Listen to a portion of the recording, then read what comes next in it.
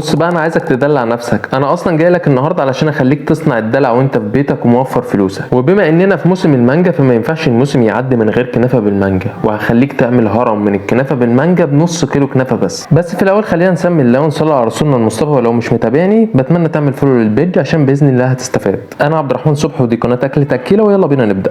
هحضر الكبه، هحتاج لنص كيلو من الكنافه وهنزل بيهم في الكبه على مره واحده او اكتر مش هتفرق، وهفرمهم في الكبه فرم ناعم.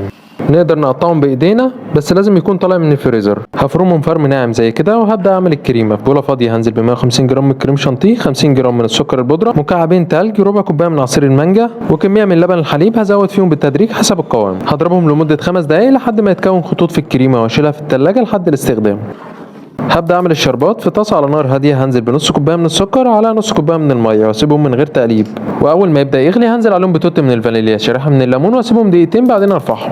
في طاسه على نار متوسطه هنزل بنص كوبايه من السمنه بدرجه حراره الغرفه تسيح، بعدين انزل عليها بالكنافه مع استمرار التقليب لمده 10 دقائق او لحد ما تاخد لون ذهبي فاتح، ونعمل حساب انها تغمق اكتر بعد ما تبرد. واول ما تاخد لون ذهبي فاتح هنزل عليهم باربع معالق كبار من السكر البودره، واستمر كذلك في التقليب لمده دقيقتين بعدين ارفعها.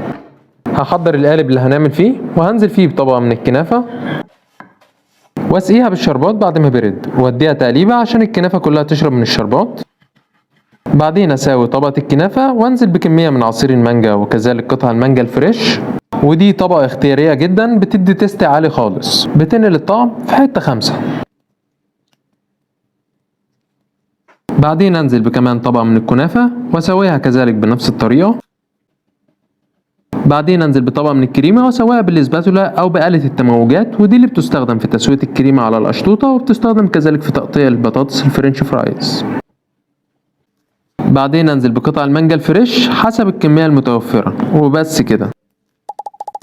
مشهد يريح اعصاب عشاق المانجا ولا عزاء لاصحاب القلوب الضعيفه. كنافه بالمانجا من وحي الخيال وحاجه على كيفك. في النهايه لو شايف ان نستحق الدعم صلي على النبي واضغط لايك وفولو، ولو ما نستحقش صلي على النبي بس. القناه لسه في بدايتها، بدعمكم ان شاء الله نوصل. والسلام عليكم.